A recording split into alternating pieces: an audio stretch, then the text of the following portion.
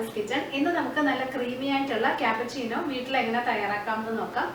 അപ്പോൾ ഞാനിവിടെ ഒരു പാനിൽ 1.5 കപ്പ് പാലെടുത്ത് വെച്ചിട്ടുണ്ട്. ഇത് പാല് മാത്രമാണ്, വെള്ളം ഒന്നും ചേർത്തിട്ടില്ല. ഇത് നമുക്കൊന്ന് തിളപ്പിച്ചെടുക്കാം. പാല് തിളയ്ക്കുന്ന സമയത്ത് ഒരു ബൗളിലേക്ക് 5 ടീസ്പൂൺ ഇൻസ്റ്റൻറ്റ് കോഫി പൗഡർ ചേർത്ത് കൊടുക്കുക. ഏത് ബ്രാൻഡ് ആയാലും കുഴപ്പമില്ല, പക്ഷേ ഇൻസ്റ്റൻറ്റ് കോഫി പൗഡർ തന്നെ ആയിരിക്കണം.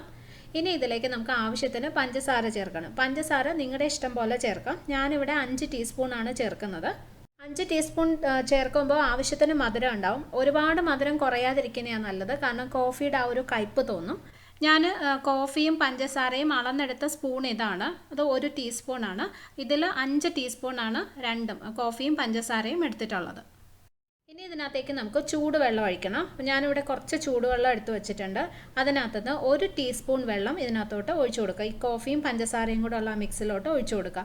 1 ടീസ്പൂണേ ഒഴിക്കാവുള്ളൂ. കൂടുതൽ വെള്ളം ഒഴിച്ചു കഴിഞ്ഞാൽ പെട്ടെന്ന് ഇത് അലിഞ്ഞിട്ട് ലൂസായി പോവും. അത് പാടില്ല. അപ്പോൾ അതുകൊണ്ട് ആദ്യം 1 ടീസ്പൂൺ മാത്രം ഒഴിക്കുക. അത് വളരെ ഇമ്പോർട്ടൻ്റ് ആണ്. കൂടുതൽ വെള്ളം ഒഴിക്കരുത്. ഇനി ഒരു വിസ്ക് അല്ലെങ്കിൽ ഇതുപോലെ ഒരു വിസ്കോ അല്ലെങ്കിൽ സ്പൂണോ ഫോർക്കോ എന്തെങ്കിലും വെച്ചിട്ട് ഇതിങ്ങനെ മിക്സ് ചെയ്ത് കൊടുക്കുക. ഇപ്പോൾ ഇത് നല്ല ഡ്രൈ ആയിട്ട് നല്ല ഡാർക്ക് ബ്രൗൺ കളറിലല്ലേ ഇരിക്കുന്നത്. ഇതിങ്ങനെ നല്ല ഡ്രൈ ആയിട്ടിരിക്കുന്നു എന്ന് വിചാരിച്ച് നിങ്ങൾ കൂടുതൽ വെള്ളം ഇതിനകത്ത് ഒഴിക്കരുത്. ഇതിങ്ങനെ ബീറ്റ് ചെയ്ത് കൊടുത്തുകൊണ്ട് തന്നെ ഇരിക്കുക. ഇപ്പോൾ കണ്ടോ, ഇത് പതുക്കെ പതുക്കെ അലിയാൻ തുടങ്ങും. ആ വിസ്കിൻ്റെ ഉള്ളിലിരിക്കുന്നതെല്ലാം അലിഞ്ഞിട്ട് പുറത്തോട്ട് വരും. അപ്പോൾ ഇതിങ്ങനെ ബീറ്റ് ചെയ്ത് കൊടുത്തുകൊണ്ടേ ഇരിക്കുക. കുറച്ച് നേരം കഴിയുമ്പോൾ ആ ബ്രൗൺ നിറം മാറിയിട്ട് ഒരു ലൈറ്റ് ബ്രൗൺ നിറമാവും. അതുവരെ ഇതിങ്ങനെ ബീറ്റ് ചെയ്യണം. ഇപ്പോൾ കണ്ടോ, അതെല്ലാം അലിഞ്ഞിട്ട് ലൈറ്റ് ബ്രൗൺ നിറം ആയിട്ടുണ്ട്. അതുപോലെ അത് കുറച്ചൊന്ന് ക്രീമി ആയിട്ടുണ്ട്. ഇനി ഇതിനകത്തോട്ട് വീണ്ടും കുറച്ചും കൂടി വെള്ളം ഒഴിച്ചു കൊടുക്കുക.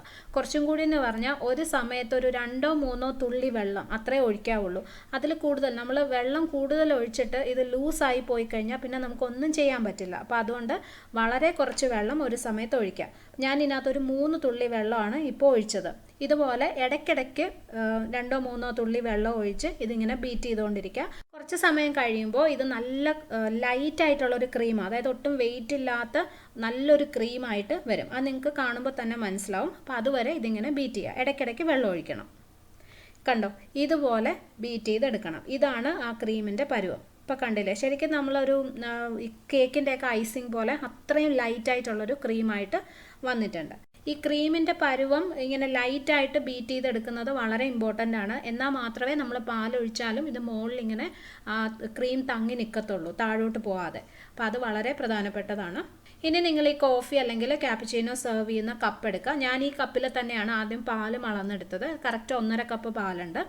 ഇതിനകത്തേക്ക് നമ്മൾ ഈ തയ്യാറാക്കി വെച്ചിരിക്കുന്ന ക്രീം ഒഴിച്ചു കൊടുക്കാം. ഞാൻ ഫുൾ ക്രീമും ഇപ്പോൾ ഇതിനകത്തോട്ട് ഒഴിക്കുന്നില്ല. ഒരു 3-4 ടീസ്പൂൺ ക്രീം മാറ്റി വെച്ചിട്ട് ബാക്കിയുള്ളത് ഇതിനകത്തോട്ട് ഒഴിച്ചു കൊടുക്കാം. നമ്മൾ ഈ മാറ്റി വെക്കുന്ന ക്രീം ഏറ്റവും അവസാനം ഈ കോഫിയുടെ മുകളിൽ ഒഴിച്ചു കൊടുക്കുന്നുണ്ട്. കാരണം നമ്മൾ എല്ലാ ക്രീമും ഒരുമിച്ച് ഒഴിച്ചിട്ട് പിന്നെ പാലൊഴിച്ച് മിക്സ് ചെയ്ത് കഴിയുമ്പോൾ നമ്മൾ പുറത്തുനിന്നൊക്കെ കിട്ടുന്ന ക്യാപ്പച്ചീനോ പോലെ മുകളിൽ അത്ര ഒരു ക്രീമി ആയിട്ട് കിട്ടത്തില്ല. കുറേ ക്രീം ആ പാലിൻ്റെ കൂടെ അങ്ങ് പോകും. അപ്പോൾ അതുകൊണ്ട് ഞാൻ ഇത്ര ക്രീം ഇതിനകത്തോട്ട് ഒഴിച്ചിട്ടുണ്ട്. ബാക്കി കുറച്ച് മാറ്റി വെച്ചിട്ടുണ്ട്. ഇനി ഇതിലേക്ക് നമുക്ക് പാലൊഴിക്കാം. തിളപ്പിച്ച പാലാണ്, അത് ഒഴിച്ചു കൊടുക്കാം. പാലൊഴിക്കുമ്പോൾ ശ്രദ്ധിക്കേണ്ടത് പതുക്കെ ഒഴിക്കണം. അതായത് നമ്മൾ ഇങ്ങനെ ക്രീം ബീറ്റ് ചെയ്ത് വെച്ചിരിക്കുകയാണല്ലോ, അത് ആ ക്രീം അങ്ങ് ഉടഞ്ഞു പോവാതെ പതുക്കെ ഒഴിച്ചു കൊടുക്കുക. അല്ലാതെ നമ്മൾ സാധാരണ കോഫിയും ചായയൊക്കെ ഒഴിക്കുമ്പോൾ ഇങ്ങനെ അടിച്ചൊഴിക്കുമല്ലോ, മുകളിലോട്ട് വെച്ച് അടിച്ചൊഴിക്കും. അങ്ങനെ ഒഴിക്കരുത്, പതുക്കെ ഒഴിച്ചു കൊടുക്കുക.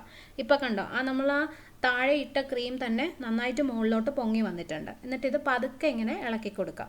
ഈ ഇളക്കുന്ന സമയത്ത് കുറേ ക്രീം പാലിൻ്റെ കൂടെ അങ്ങ് അലിഞ്ഞു പോകും. അപ്പോൾ അതിന് വേണ്ടിയിട്ടാണ് നമ്മൾ കുറച്ച് ക്രീം നേരത്തെ മാറ്റി വെച്ചിട്ടുള്ളത്. അത് ഇതിൻ്റെ മുകളിൽ ഒഴിച്ചു കൊടുക്കുമ്പോൾ നമ്മൾ പുറത്തുനിന്നൊക്കെ വാങ്ങിക്കുന്ന ക്യാപ്പച്ചീനോ പോലെ തന്നെ നല്ല മുകളിലൊക്കെ നല്ല ക്രീമി ആയിട്ടിരിക്കും. പിന്നെ ഞാൻ നേരത്തെ പറഞ്ഞ പോലെ നമ്മൾ ഈ ക്രീം ബീറ്റ് ചെയ്തെടുക്കുന്ന പരുവം ഉണ്ടല്ലോ, അത് കറക്റ്റ് ആയിരിക്കണം. എന്നാൽ മാത്രമേ പാലിൻ്റെ മുകളിൽ ഈ ക്രീം ഇങ്ങനെ തങ്ങി നിൽക്കത്തുള്ളൂ, അല്ലെങ്കിൽ അതങ്ങ് താഴോട്ട് പോകും. അപ്പോൾ ഇത് നന്നായിട്ടൊന്ന് മിക്സ് ചെയ്തെടുത്തിട്ടുണ്ട്. ഇതിനകത്തേക്ക് നമുക്ക് ഈ ബാക്കിയുള്ള ക്രീം ഒഴിച്ചു കൊടുക്കാം.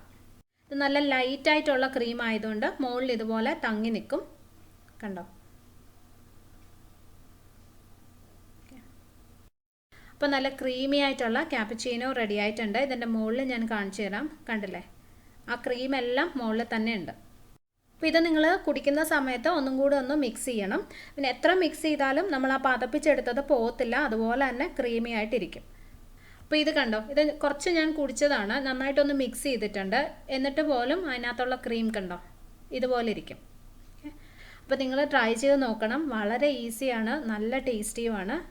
അപ്പോൾ മെഷീനൊന്നും ഇല്ലാതെ വളരെ ഈസി ആയിട്ട് നല്ല ക്രീമി ആയിട്ടുള്ള ക്യാപ്പുച്ചീനോ നമുക്ക് വീട്ടിൽ തയ്യാറാക്കാം.